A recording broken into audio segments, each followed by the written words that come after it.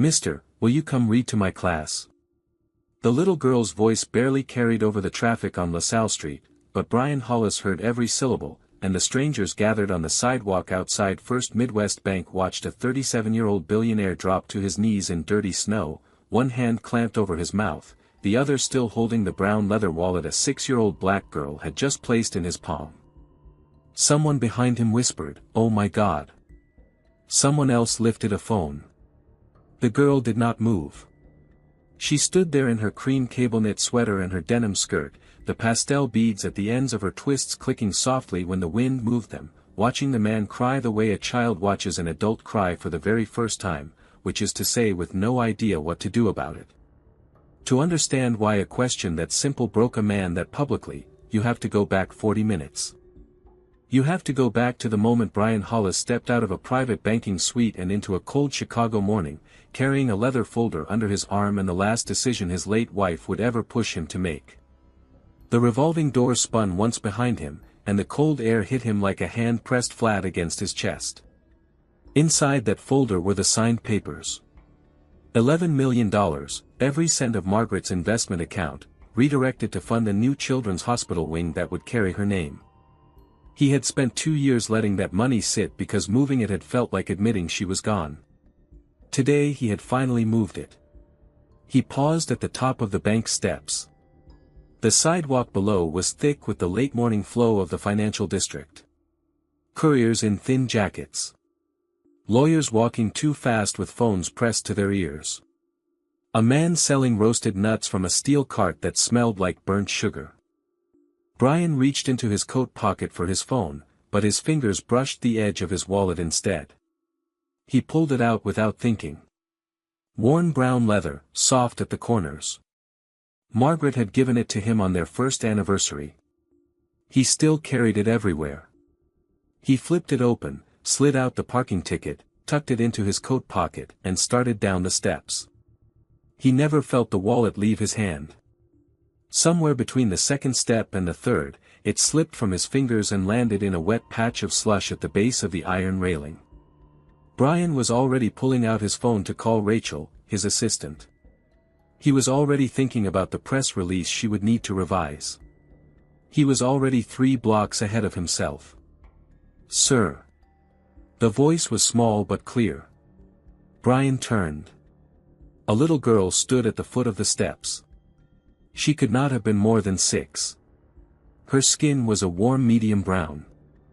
Her hair was twisted into chunky 2-strand braids that framed her face, the ends finished with pastel beads in pink and pale blue. She wore a cream cable knit sweater that looked one size too big for her shoulders, a denim skirt over dark leggings, and small boots that were wet at the toes. Both of her hands were lifted toward him, and in those small hands was his wallet. "You dropped this," she said. Brian stopped. He looked at the wallet. He looked at his pocket. He had not even noticed. "My goodness," he said softly. He came down the last 2 steps and crouched slightly so he was closer to her level. "Thank you. Thank you so much." The girl nodded once, serious as a small judge, and held the wallet a little higher so he could take it. She did not let go until his hand closed around it. Brian noticed that. Some children would have dropped it the moment an adult reached out. This one wanted to be sure it was received. "What's your name?" "Sophia," she said. "Sophia. I'm Brian."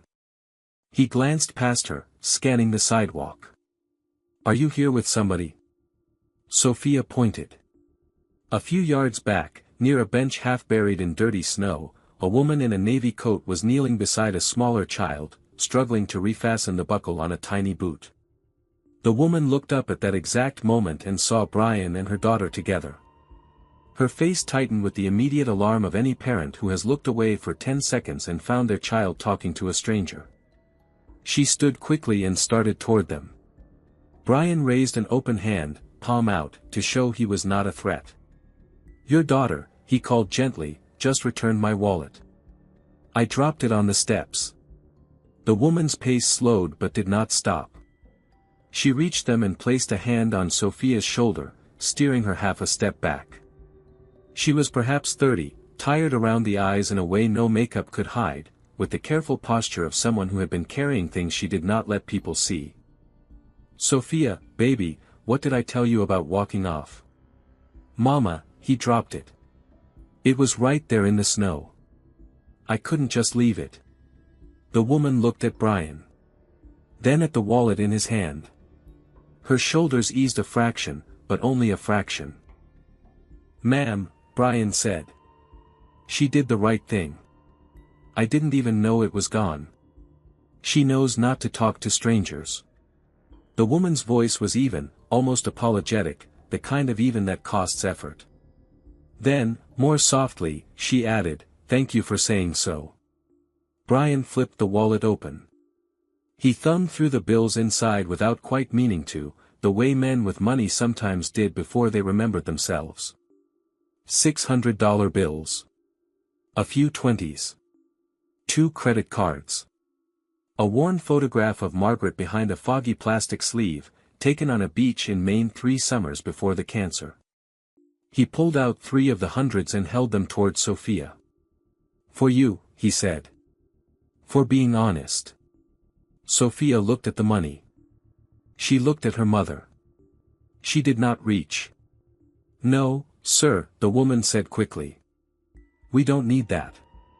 It's not a question of need. She earned it. She didn't earn anything. She gave back what wasn't hers." The two of them looked at each other over Sophia's head.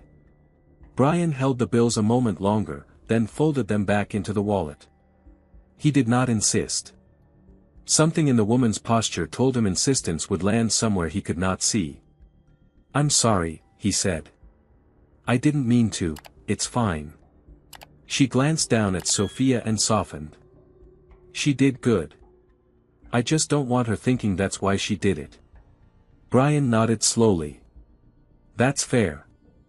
The smaller child on the bench made a small wailing noise, frustrated with the boot. The woman glanced back, then looked at Brian as if calculating how much longer this conversation could politely last. Brian read the calculation and stepped back half a pace. "What's your name?" he asked. She hesitated. "Renee." "Renee. I'm Brian. Brian Hollis." He waited to see if the name registered. It did not, and that small absence of recognition surprised him in a way he did not have language for yet. "Are you headed somewhere? Can I at least call you a car? It's cold." Renee almost smiled. It was the tired half-smile of a woman who had been offered help by people who did not understand what help cost when you accepted it from strangers. "We're fine. The bus stops 2 blocks down. It's cold, though. Please. We've walked it before." Brian looked at Sophia again. She was watching him with a steady, evaluating expression, the kind of look children sometimes give adults when they are deciding whether the adult is the kind worth wasting words on. Then, very quietly, she tugged the sleeve of her mother's coat. "Mama. Not now, baby. Mama, can I ask him?" Renee's whole body stilled. Brian saw it. A small, sharp pause, as if Sophia had reached for something her mother had been keeping carefully out of her hands. "Sophia, no. Honey, no, that's not, you said if I was brave. I said if it was the right person. He looks like the right person." Renee closed her eyes for one full breath. When she opened them, she looked at Brian with something he could not yet identify. Not embarrassment, not exactly. Something closer to the look of a woman who had run out of soft places to put a hard thing. "Sir," she said. "I'm sorry. There's something at her school. A thing the teacher asked them to think about. She's been carrying it around for 2 weeks. She doesn't know how to." "It's all right," Brian said gently. "She can ask me." "You don't have to, I'd like to know." Renee looked down at her daughter and gave the smallest nod. Permission, given reluctantly, the way a parent gives permission to a child to hand a stranger something fragile. Sophia took a small breath. She squared her shoulders the way a child does when she has practiced what she is about to say. The pastel beads at the ends of her twists clicked softly. Around them, the sidewalk kept moving. Cars passed. The man at the nut cart shook a metal scoop. None of them knew anything was happening. My teacher said next Friday is career day, Sophia said. She said we have to bring somebody from our family who has a job. So they can come to school and read us a book and talk about their work. Brian nodded slowly. That sounds nice. She said it can be a mama or a daddy or an uncle. She said anybody. That's good. So your mama, my mama works 2 jobs, and she said she can't get off either one. Sophia said it without bitterness. She said it the way a child reports the weather. And my daddy can't come. Brian glanced at Renee. Renee was looking at the sidewalk. My daddy died, Sophia said. The word landed soft, but it landed. 6 months ago. He fell at his work. He worked at the big building downtown. The new one. Brian felt something in his chest go very still. Not yet a recognition. Just a stillness, the kind that comes before recognition. He waited. Sophia looked up at him with her serious, hopeful, 6-year-old face. My teacher said only kids with a daddy at home get to bring one, she said. And I told her I didn't have one anymore. But I thought maybe somebody else's daddy could come. Just one day. Just to read. She paused. Would you do it? Would you come and read to my class? For a long moment, Brian did not answer. The question sat between them in the cold air, simple as a coin set on a table. Would you come and read to my class? He had been asked for many things in his life. He had been asked for money, for time, for endorsements, for favors, for jobs, for second chances, for first chances, for things people did not even know they wanted until they saw him and asked anyway. He had a folder under his arm with $11 million signed away in it, and not one of those dollars had asked him for anything this small or this heavy. Sophia waited. Renee did not look up. Brian opened his mouth to say, of course. He had every intention of saying it. He had said yes to harder things on worse days. But the, of course, did not come out, because something else came first. A pressure behind his ribs, sudden and uninvited, the way grief sometimes arrives when you have spent 2 years standing very still so it cannot find you. He had stood very still through Margaret's funeral.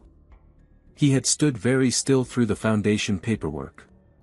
He had stood very still through this morning's signature. And then a child in a cream sweater had asked him to read a book to her class because her father had fallen at the new building downtown, and the stillness broke. His knees buckled. He did not mean for them to.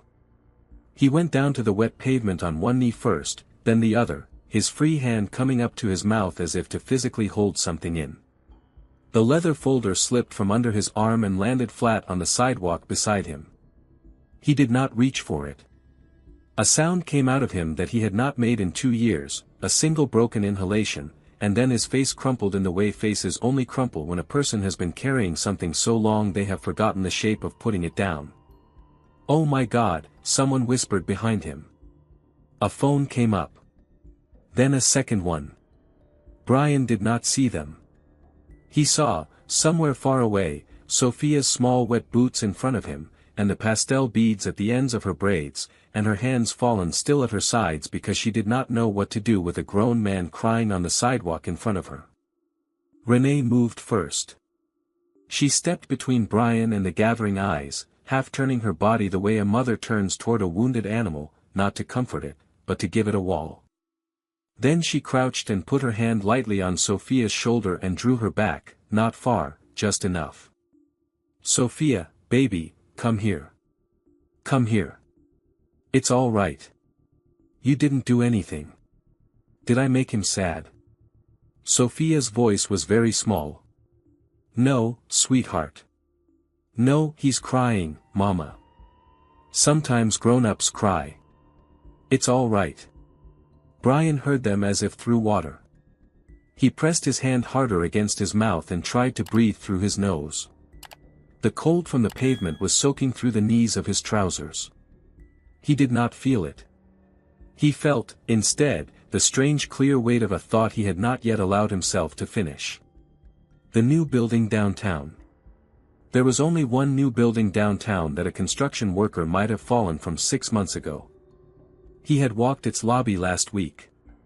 He had cut its ribbon in November. His name was etched into the stone above its entrance. He squeezed his eyes shut. After a moment, he forced himself to look up. His face was wet. He did not try to hide it. He looked at Sophia first, because Sophia was the one who needed to be looked at, and because anything less than meeting her eyes felt like another small failure layered on top of the larger ones piling up inside him. "Sophia," he said. His voice came out rough. "Sophia, I'm sorry. I'm not crying because of you. I want you to hear me say that, all right? I'm not crying because of you. You didn't do anything wrong." Sophia nodded slowly. She did not look entirely convinced. "I'm crying," Brian said carefully, "because what you asked me is a very kind thing. And because I lost somebody too. And sometimes when somebody asks you something kind, it makes the lost part come back for a second." Sophia considered that. Then she said, with the gravity of a small theologian, "I know about the lost part." Brian's face crumpled again. He caught it this time, but barely. "Yes," he said. "I think you do." Renee was watching him now. Her expression had changed. There was still the careful, tired guard, but underneath it was something else, a softer attention, the way one wounded person sometimes recognizes another across a room. "Sir," she said quietly. "Are you all right?" Brian wiped his face with the back of his hand. He did not stand yet. Standing felt like it required a permission he had not been granted. "What was your husband's name?" he asked. Renee went still. So did the sidewalk, somehow. The phones were still up. The strangers were still watching. None of it reached the small circle the three of them were standing inside. "Daniel," she said. "Daniel Hayes." Brian closed his eyes. Brian did not speak for a long time. He knelt on the wet sidewalk with the name Daniel Hayes settling somewhere behind his ribs, and he let it settle, because rushing past it would have been a kind of disrespect he was not willing to commit. Renee waited. She did not ask him what he was thinking. She had the patience of a woman who had learned that some silences were not hers to fill. Finally Brian pressed both hands flat against his thighs and pushed himself up. His knees were dark with melted slush. He did not bother to brush them off. He picked up the leather folder from the sidewalk, tucked it back under his arm, and looked at Sophia. "Sophia," he said. His voice had steadied, but only just. "I would be honored to read to your class on Friday." Sophia's whole face changed. It did not break into a smile the way another child's might have. It softened, slowly, the way a face softens when something it had been bracing against finally lets go. She looked up at her mother for confirmation that she was allowed to be happy. "Mama?"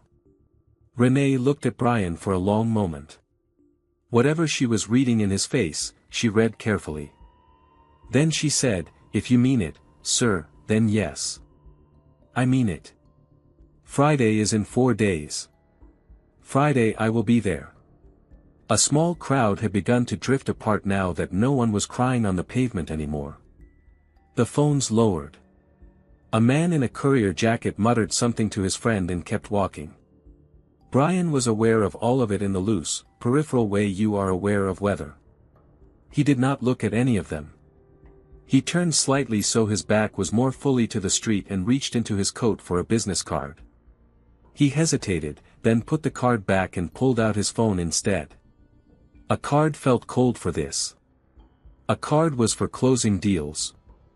"May I have your number?" he asked Renee. "I'll have my assistant call you this afternoon. She'll get the school's information, work everything out with the teacher." I don't want there to be any complication. Renee gave him her number slowly, watching him type it in. She did not give him her last name. He did not ask. He already knew it. The teacher's name is Ms. Alvarez, Sophia volunteered. She's nice. She lets us sit on the rug if we're good. Then I'll be very good, Brian said. Sophia almost laughed. The almost was enough. He crouched down again, this time on purpose, slowly, so as not to startle her. He held out his hand. Sophia looked at it, then placed her small hand in his and shook once, very seriously, the way she had probably seen her father do. Thank you for my wallet, Sophia. You're welcome, Mr. Brian. He stood, nodded once to Renee, and stepped back to let them pass. Renee gathered the smaller child from the bench, hoisted her onto her hip, took Sophia's hand, and walked toward the corner. Sophia looked back once. Brian lifted his hand. She lifted hers. Then they were gone around the edge of the building, swallowed by the late morning crowd. Brian stood on the sidewalk for a full minute without moving. When he finally lifted his phone again, his hand was steadier than he expected. He dialed Rachel. She picked up on the second ring. I was about to call you. The press release, Rachel. Something in his voice stopped her. Yes. I need you to do 3 things, and I need you to do them today. All right. First. A family. Daniel Hayes. He died 6 months ago in a fall at the Hollis Tower construction site. He has a wife named Renee and at least 2 children. I want everything we have on the accident report. Internal reports, OSHA filings, insurance correspondence, settlement records, everything. I want it on my desk by 5. There was a pause. He could hear Rachel typing. Daniel Hayes, she repeated quietly. Hollis Tower. 6 months ago. Got it. Second. The site manager from that project. Whoever was running the floor that day. I want his name, his employment record, and any inspection paperwork he signed off on in the 90 days before the accident. Understood. Third. He paused. There is a teacher at a school I don't yet have the name of. Renee Hayes will tell you. The teacher's name is Ms. Alvarez. Career day is Friday. I'm reading to a first-grade class. I will need a children's book. Something good. Something a 6-year-old who has lost her father might actually want to hear. Not a sad one. Not a brave little girl one either. Something honest. I trust your judgment. A longer pause this time. Brian, Rachel said carefully. Are you all right? No, he said. What happened? He looked at the place on the sidewalk where Sophia had stood. The slush there was already smoothing over. A little girl returned my wallet. Rachel did not press. In 5 years working for him, she had learned the difference between a moment and a conversation. This was a moment. I'll have everything ready by 5, she said. And Brian, if the accident report doesn't match what we paid out, do you want me to flag it? Brian started walking toward his car.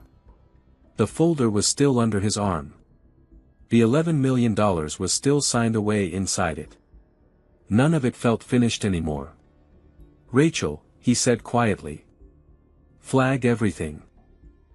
The drive back to the Hollis Group headquarters took 14 minutes. Brian did not turn on the radio. He held the steering wheel with both hands and let the city pass him in soft gray flashes, and somewhere around the 3rd stoplight he realized he had been talking to Margaret. Not aloud, not exactly. Just the old habit of forming sentences toward her, the way he used to do when he came home late and she was already asleep and the day had been too much to keep inside one head. Maggie, he said, in the quiet behind his eyes. A little girl returned my wallet. She asked me to read to her class. Her father fell at the tower. I think I might have killed him, Maggie. I don't know yet. But I think I might have. He pulled into the underground garage and sat in the parked car for another minute before getting out. By the time he reached the 38th floor, Rachel was already standing in the corridor with a manila folder pressed against her chest. She did not greet him. She fell into step beside him and waited until he closed his office door behind them before she spoke. "I have the preliminary file. OSHA report, internal incident report, insurance correspondence, settlement documentation. I have your site manager's record. I haven't pulled the 90-day inspection paperwork yet, that's coming from archives, it should be here within the hour." Brian nodded. He set the leather folder from the bank down on his desk and did not look at it again. He took the manila folder from Rachel instead. "Sit," he said. She sat. He did not. He opened the folder. The first page was a photograph. He had not expected a photograph, and the suddenness of it caught him sideways. It was a standard ID photo, the kind printed onto a hard hat sticker for site access. Daniel Hayes. 31 years old at the time of his death. Skin a few shades darker than Sophia's. The same wide, serious eyes. A small, careful smile that suggested he had been told to smile and had complied without quite committing to it. Brian stared at the photograph for a long moment. He looked for Sophia's face inside it. He found her, in the shape of the eyebrows, in the slight asymmetry of the mouth. He closed his eyes for one breath, then turned the page. The incident report was 3 pages long. He read it slowly. On June 14, at approximately 2:47 p.m., subcontracted construction worker Daniel Hayes, employed by Briggs & Olin Steel under contract to Hollis Group, was conducting steel beam alignment work on the 19th floor of the Hollis Tower project site. According to the site report, Mr. Hayes failed to secure his personal fall arrest harness to the designated tie-off point before stepping onto the unfinished decking. The harness was later recovered unclipped. Mr. Hayes fell approximately 41 feet to a lower platform. He was pronounced dead at the scene. The site manager, Carl Reeves, was the senior supervisor on duty and the signatory of the morning safety briefing. The incident was classified as a Category 3 worker error fatality. No corporate liability was assigned. Settlement to the family was negotiated at the minimum statutory level due to the worker error classification. Brian read the last sentence twice. Minimum statutory level due to the worker error classification. He set the page down. He did not look up at Rachel yet. He flipped to the insurance correspondence and scanned it. A wrongful death claim filed by Renee Hayes in July. Denied on the basis of the worker error finding. A second filing in August through a local attorney. Denied. A third attempt in October through a different attorney. Denied. Each denial cited the same single document, the safety briefing sign-off, which stated that Daniel Hayes had been instructed in fall arrest procedure that morning and had verbally confirmed compliance. Brian looked at the signature on the safety briefing. Carl Reeves. Site manager. The same Carl Reeves who had been senior supervisor on the day of the fall. The same Carl Reeves who had reported the harness as unclipped. The same Carl Reeves who had been, conveniently, the only witness to the moments before Daniel stepped onto the decking. Brian closed the folder. Rachel. Yes. Where is Carl Reeves now? Still employed. Promoted, actually, 2 months after the accident. He's running the Lakeside Vista build now. The 40-story residential on Wacker. Promoted by whom? Rachel hesitated. By you, technically. Brian looked at her. His promotion came up in the Q3 operations review, she said carefully. You signed off on a batch of 9 of them. He was in the batch. There was a note attached citing project delivery efficiency, 8% under budget on Hollis Tower. Brian sat down slowly in his chair. 8% under budget. He remembered the number. He remembered being told it in a meeting. He remembered nodding, because 8% under budget was the kind of number you nodded at. He remembered the small, automatic satisfaction of it, the kind of satisfaction a man feels when his systems are running well. He remembered, also, the quarterly bonus structure tied to project margins, and the way that structure cascaded. Site managers got bonuses for coming in under budget, regional directors got bonuses when site managers got bonuses, and at the top of the cascade was his own approval, his own signature, his own quiet nod in a meeting room. He looked at the photograph of Daniel Hayes again. 8% under budget. He understood, now, where that 8% had come from. The 90-day inspection paperwork arrived at 4:17. Rachel brought it in herself, 2 thick accordion folders stacked together, and set them on the desk without comment. Brian had not eaten. He had not stood up from the chair since opening the first file. The Chicago sky outside his window had gone from gray to deeper gray, and the desk lamp had clicked itself on at some point without him noticing. He opened the first accordion folder. Inside were the safety inspections required by city code on a project of that scale. One every 2 weeks, performed by a third-party licensed inspector, countersigned by the site manager, filed with both the Hollis Group Compliance Office and the city. Brian thumbed through them in chronological order. They went back 4 months before the accident. He read them carefully. He had built enough buildings in his life to know what an honest inspection report looked like. These were not honest inspection reports. The first thing he noticed was the signatures. The third-party inspector's signature on each form was a man named Howard Lindley. Brian recognized the name vaguely, a licensed inspector who had done work for several Hollis projects over the years. The signature appeared on every form. The handwriting was consistent. Too consistent. Brian flipped 4 forms side by side on the desk and held a 5th one up against them. The H in Howard on each form began at exactly the same angle. The downstroke ended at exactly the same length. The little flourish at the end of Lindley curled back at exactly the same point. You did not sign your name that consistently. Not over 4 months. Not over 26 separate inspections. Hands varied. Pens varied. Moods varied. These signatures did not vary. Brian picked up his phone. Rachel. She appeared in the doorway in seconds. I need you to find Howard Lindley. The inspector. I need to know if he actually performed any of these inspections in the 4 months before the accident. Pull his calendar, his billing invoices, his sign-in records at the Hollis Tower site, his city filings. Cross-reference everything. I'll start now. And Rachel, she paused at the door. Quietly. Carl Reeves is not to know I am looking. Understood. She left.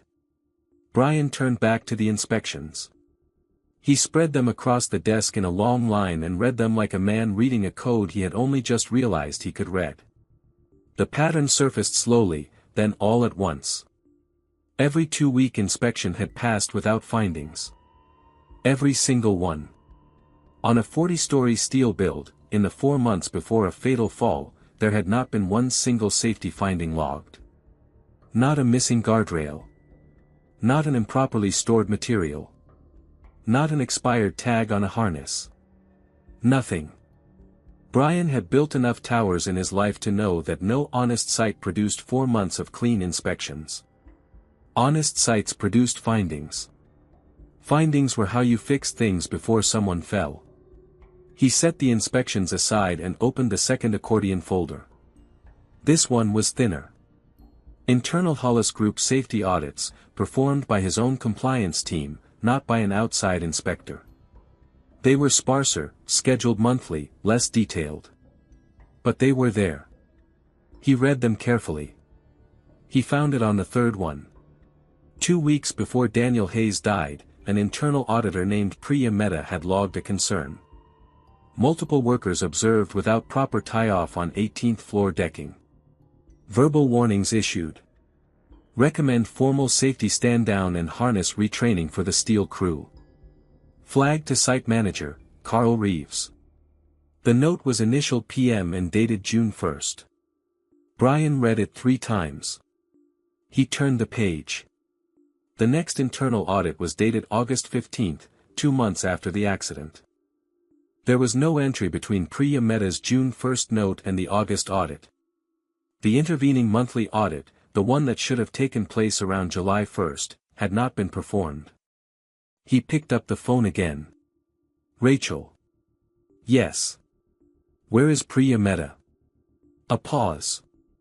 She left the company in mid-July. Resigned. The HR file says she relocated for family reasons. Get me her current contact information. Personally. Not through HR. I want her cell number by tomorrow morning. Understood. He set the phone down and sat back in the chair. For a long while he did not move. The desk lamp made a small warm circle on the papers in front of him. Outside, the city had gone fully dark. A child somewhere in the city was eating dinner with her mother and her younger sibling, the wallet she had returned that morning already a small story she might tell her teacher in the morning.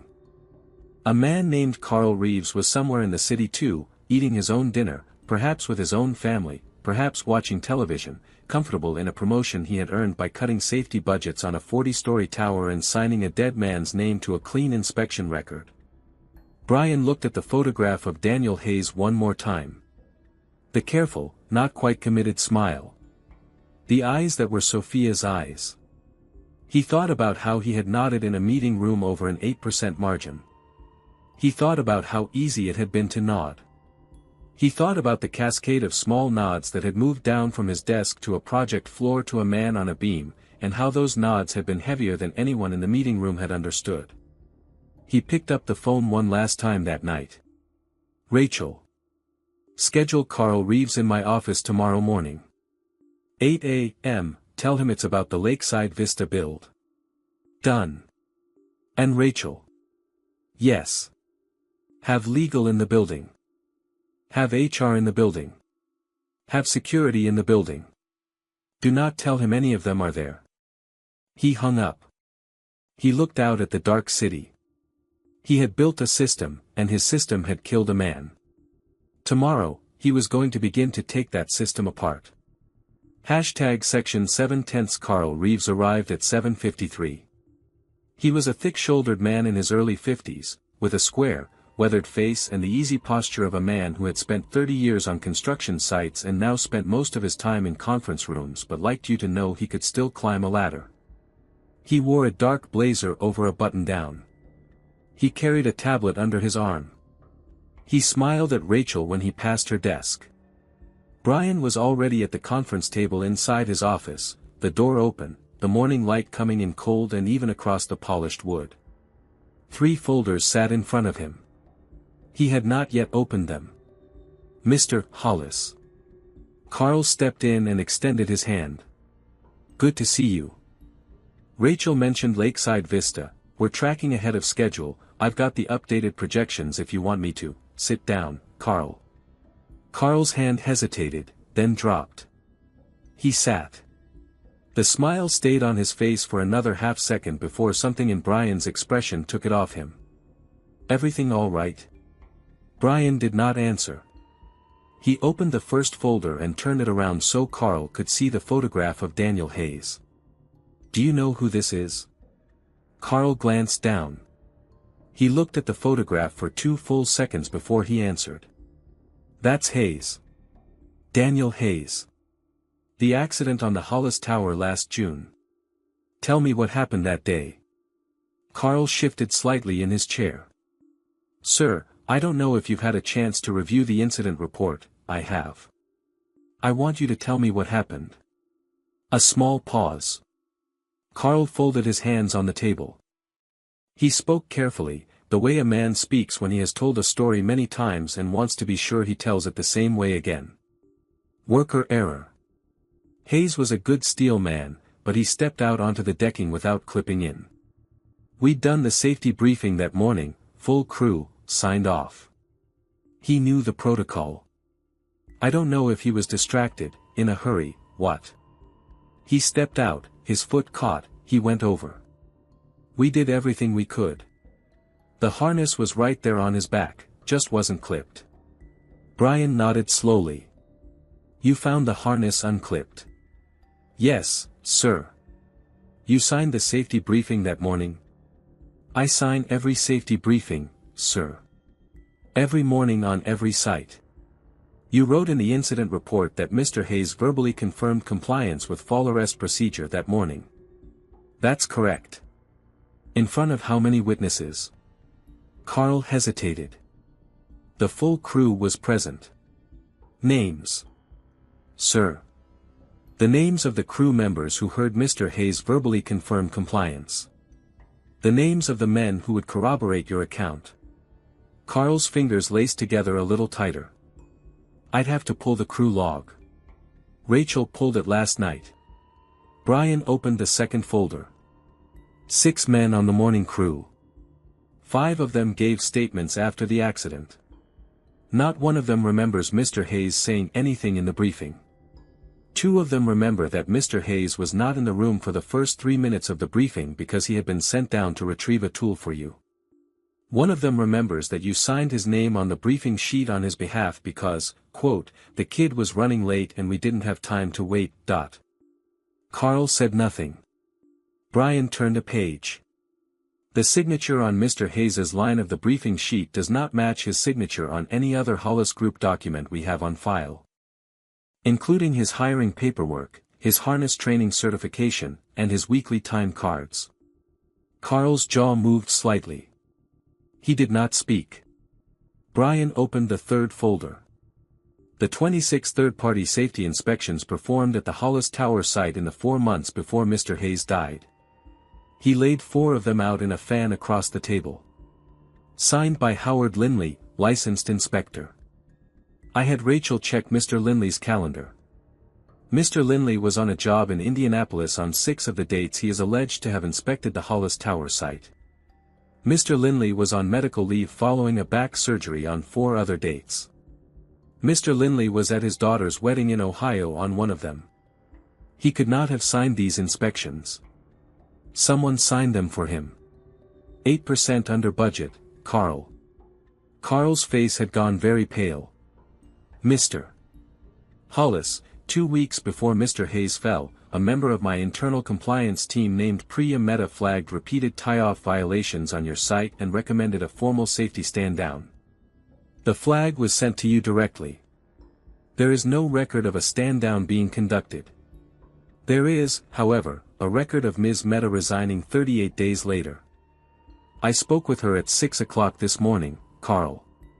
She did not relocate for family reasons.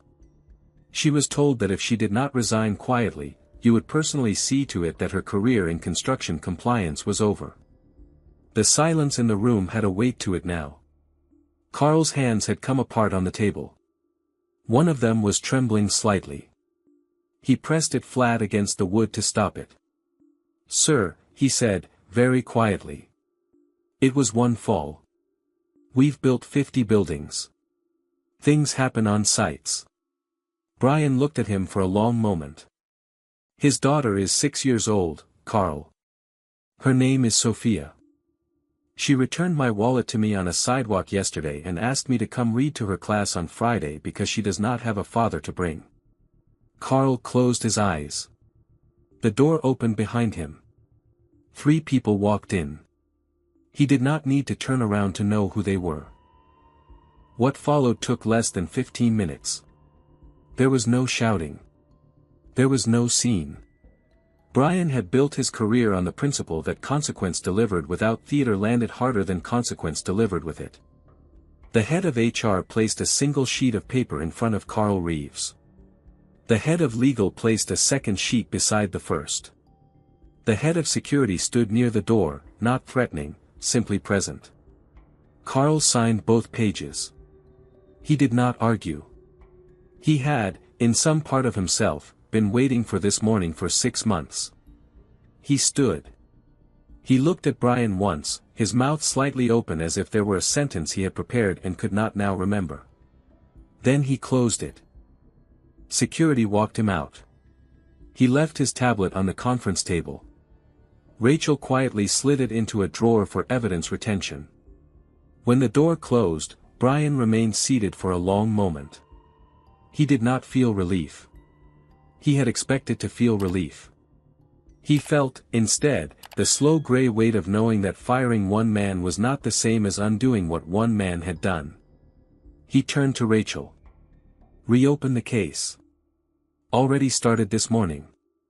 The accident classification appeal is filed. OSHA has been notified of the falsified inspections. The state licensing board is being contacted about Mr. Linley's signature being forged on his own paperwork. The settlement. Legal is calculating the difference between what the Hayes family received and what they should have received under a corporate liability classification. With wrongful death, dependent compensation for 2 minor children, and the lost earning projection over Mr. Hayes's working life, the figure is going to be substantial. Whatever it is, Brian said, double it. Rachel did not write that down. She looked at him. Brian. I know what doubling is, Rachel. Double it. That isn't how settlements work. The family would have to, then make it not a settlement. Make it a private trust. Make it whatever has to be made. I am not negotiating with that family, Rachel. I am not making them sign a release. I am not asking them to drop a claim. They did not have a claim to drop. They had a husband and a father and we took him. Whatever number legal gives you, double it, put it in trust for the children's education and for Mrs. Hayes's stability for the rest of her life, and structure it so she does not have to sign a single page of legalese to receive any of it. Rachel wrote it down this time.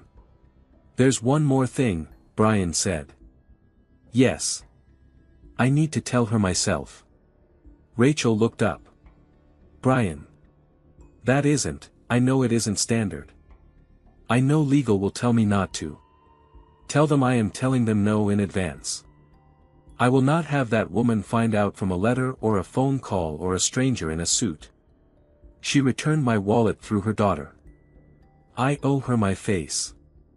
Rachel held his eyes for a moment, then nodded once. I'll arrange it. Renee Hayes came to the office at 3 o'clock that afternoon. She came alone. She had left Sophia and the younger child with a neighbor. She wore the same navy coat she had worn on the sidewalk, and the same tired posture, but there was something newly braced in the way she walked. She had received a call she did not yet understand from a woman named Rachel Pierce who worked for Brian Hollis. She had come because she could not afford not to come, and because she had spent 6 months being told no by men in offices, and one more office was not going to break her. Brian met her at the elevator himself. He did not offer his hand. He said, "Thank you for coming. Please, this way." He walked her to a small private conference room, not his office. A pot of coffee was on the table. A box of tissues sat beside it, not prominently, just there. He had thought carefully about the tissues. He had nearly removed them. He had left them. He gestured to a chair. She sat. He sat across from her. He did not put a desk between them. "Mrs. Hayes," he said. "What I am about to tell you is going to be difficult. I want you to know before I start that I am not asking you to forgive me, and I am not asking you to do anything in return for what I am going to say. I am telling you because you deserve to know the truth from the person responsible for it. Is that all right?" Renee's hands tightened slowly in her lap. She did not answer for a moment. Then she said, "Go ahead." He told her. He did not soften it. He did not protect himself. He told her about the inspection signatures. He told her about Priya Mehta's flagged report. He told her about Carl Reeves and the 8% under budget and the bonus structure and his own signature at the top of the cascade. He told her that the harness had likely been unclipped after the fall, by someone, to support a worker error narrative. He told her that her husband had not been negligent. He told her that her husband had been killed by a system Brian himself had built and had not bothered to look at closely enough. When he was finished, Renee did not speak. She sat very still. She looked at the table. Her eyes were wet, but they did not spill. She breathed in once through her nose, slowly, the way a person breathes when she is holding herself together with hands she does not want anyone to see. "You're telling me," she said finally, "that my husband did everything right?" "Yes." "And that man up there said he didn't?" "Yes." "And you signed the papers that let that man up there say he didn't?" Brian did not look away. "Yes." Renee nodded slowly, once. A single tear came loose. She did not wipe it. "Thank you," she said. "For telling me to my face." Brian let the silence in the small conference room sit for as long as Renee needed it to. He had learned in 2 years of grief that some silences were not empty. Some silences were the only room a person had to feel something in. After a long while, Renee lifted her head. Her eyes were red but steady. "What happens now?" "That is up to you," Brian said. "But I am going to tell you what I am going to do, whether you ask me to or not. Mr. Reeves was terminated this morning. He will be referred to the state attorney's office for falsification of safety inspections and obstruction of an OSHA fatality investigation. Your husband's official accident classification will be reopened. Within 30 days, his record will be corrected. He died doing his job correctly. The state report will say so." Renee's lips pressed together. She nodded, very slightly. "The settlement you were denied," Brian continued, "is going to be paid in full and then some. I have asked our legal team to calculate what your family was entitled to under a corporate liability classification, wrongful death, dependent support and projected lost earnings for your husband's working life, and to double that figure." She blinked. "Double. It will not be paid as a settlement. There is no document I will ask you to sign. There is no release. There is no agreement of silence. The figure will be placed in 2 trusts. One for Sophia's education and the education of your younger child. The other for your household stability, to be drawn from at your discretion for as long as you live. Both trusts will be administered by an outside party of your choosing. The Hollis Group will have no access, no oversight, and no ability to claw any of it back. If you want to speak publicly about what happened to your husband, you may do so freely. None of this is contingent on your silence." He paused. "Mrs. Hayes, this is not generosity. I want to be very clear about that. This is the bare beginning of what is owed. If you tell me right now that you do not want any of it from me, I will respect that and I will set the trusts up anyway, in your children's names, and you can decide whether or not to touch them. I am not going to ask you to take anything from me. I am going to make sure it is there." Renee did not answer right away. She turned her face slightly toward the window. The afternoon light was thin and cold across the table. "My husband," she said quietly, "was the proudest man I have ever known. He worked that site because the pay was better and he wanted Sophia to have a backyard one day. He would have hated being a number in a settlement. He would have hated being denied like he was, too." She looked back at Brian. "If you do this for our girls, he would have wanted me to let you. Not for me. For them." "Then it is for them." She nodded once. Then, after a moment, she said something he had not been expecting. "You're really coming Friday?" Brian had not thought about Friday since the morning before. The truth of the moment was that the whole day had unfolded so steeply that career day had nearly slipped to the back of his mind, where the largest things in our lives sometimes hide behind the loudest. He blinked. "Yes," he said. "I'm coming Friday." "You don't have to. Not now. Not with all of this. I'm coming Friday." Renee studied him. Then, for the first time since she had walked into the building, the smallest piece of her face softened. Not a smile. Something quieter than that. She's going to be the only kid in that class with a billionaire in a cardigan reading her a book. "I will," Brian said carefully, "find a very ordinary cardigan." That was the closest Renee came to laughing. It was not much, but it was something, and Brian did not push it past what it was. He saw her to the elevator himself. Before the doors closed, she turned and looked at him. "Mr. Hollis." "Yes. I came in here ready to hate you." "I know. I'm leaving here not hating you. I don't know yet what that is. I'm just telling you." The doors slid shut. Brian stood in the corridor for a long moment after she was gone.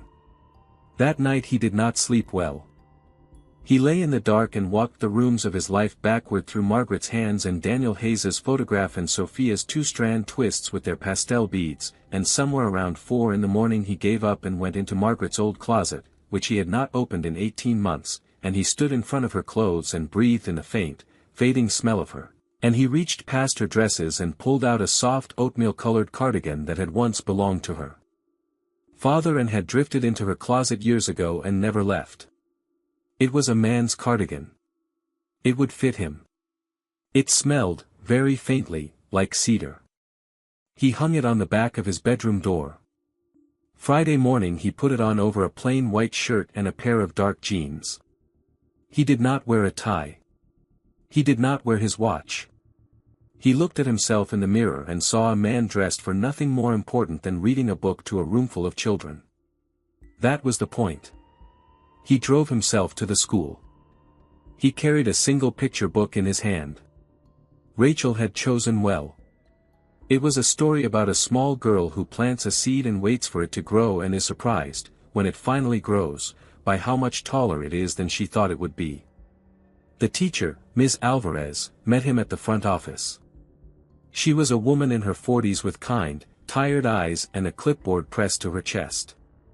"Mr. Hollis. Sophia has been talking about today all week." Brian held up the book a little, like a small offering. "I hope it's all right. It's the one I brought." "It's perfect," Ms. Alvarez said softly. "She's already on the rug." Ms. Alvarez's classroom was at the end of a short hallway lined with paper snowflakes and crayon self-portraits. Brian paused at the door before going in. He could see Sophia from where he stood. She was sitting cross-legged on a green rug in the front of the room, her chunky two-strand twists bobbing slightly as she leaned to whisper something to the girl beside her. The pastel beads at the ends of her braids caught the fluorescent light. She had not seen him yet. He stepped through the doorway. She saw him then. Her whole small body went still. Then she got up off the rug, slowly, the way a child gets up when she does not entirely trust her own legs, and she walked across the classroom in front of all of her classmates and she put her arms around his waist and pressed her face into the soft oatmeal cardigan that had once belonged to a man Brian had never met. He stood there with his hand resting lightly on the back of her head, and he did not say anything for a moment because he did not entirely trust his voice. Ms. Alvarez clapped her hands gently. "All right, friends. Sophia's special guest is here. Sophia, would you like to introduce him?" Sophia let go of Brian and turned to face the rug. She squared her shoulders the way she had on the sidewalk 3 days before. The pastel beads clicked. "This is Mr. Brian," she said. "He is not my daddy. But my daddy can't come because he is in heaven. And Mr. Brian came instead because I asked him to and he said yes." The classroom was very quiet. "He brought a book," Sophia added. Brian read the book sitting on a small wooden chair too low for him, his knees bent at an awkward angle, the cardigan loose around his shoulders. He read slowly. He held the pictures out so every child on the rug could see them. He let Sophia sit closest, leaning lightly against his knee. When he came to the part where the small girl in the story is surprised by how much her seed has grown, he had to pause and clear his throat once, and when he glanced up he saw Renee Hayes standing in the doorway of the classroom, where she had quietly slipped in to watch. She was crying without making any sound. He nodded to her. She nodded back. He finished the book. The children clapped, because that was what children did. Sophia held up her hand and said, very seriously, "Mr. Brian, what is your job?" Brian thought for a long moment. "My job," he said carefully, "is making sure people are taken care of when they go to work. I used to think my job was building buildings. I was wrong about that.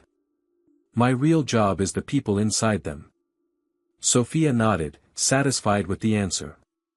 By Monday, the press release Brian had originally signed off on the morning he had dropped his wallet had been rewritten. The new children's hospital wing at Mercy Memorial would still be funded by the same $11 million. The architectural plans would not change. The construction timeline would not change. Only the name on the bronze plaque above the entrance would change. It would no longer read, the Margaret Hollis Pediatric Wing. It would read, the Daniel Hayes Pediatric Wing, in memory of a father who did his job right. Beneath that, in smaller letters, would be the line Brian had written himself in the margin of the revised press release and then sat with for a long time before circling it. Dedicated by Margaret Hollis, who would have wanted it this way. Rachel had cried when she read it. She had not let him see her cry. He had pretended not to notice. Carl Reeves was indicted 7 weeks later. Howard Linley, the inspector whose signature had been forged for 4 straight months, was made whole publicly and quietly compensated for the damage to his license. Priya Mehta was offered her old job back at twice her former salary. She did not take it. She took a position with the city's Safety Oversight Board instead, which Brian thought was, in the end, the better answer. The Hollis Group's bonus structure was rebuilt from the bottom up. Project margins were removed from manager compensation entirely. Safety findings, instead, were rewarded. Brian signed the new structure himself, and this time he read every line of it before he signed. Sophia Hayes started first grade in the fall in new shoes that did not have wet toes. Her mother no longer worked 2 jobs. The trust held. Sophia kept the picture book Brian had read to her class. She kept it on a small white shelf in her bedroom, next to a framed photograph of a man with a careful, not quite committed smile, and beside both of those things she kept, for reasons she could not have entirely explained, a thick brown leather wallet she had once handed back to a stranger on a cold morning outside a bank. If this story touched your heart, please like this video and share your thoughts in the comments. Tell me where you are watching from, and do not forget to subscribe to the channel for more meaningful stories like this. This story reminds us that justice is rarely loud. It is most often a quiet correction, made by a person willing to look at the systems they have built and ask, honestly, who has been harmed by them. A child does not need a reward for doing the right thing. A child needs to know that the world she is growing up in will do the right thing back. Sometimes a man with everything is taught what is owed by a child with very little. Sometimes the smallest hands carry the heaviest truths. And sometimes, when a wallet is returned on a cold sidewalk, what is given back is far larger than what was lost.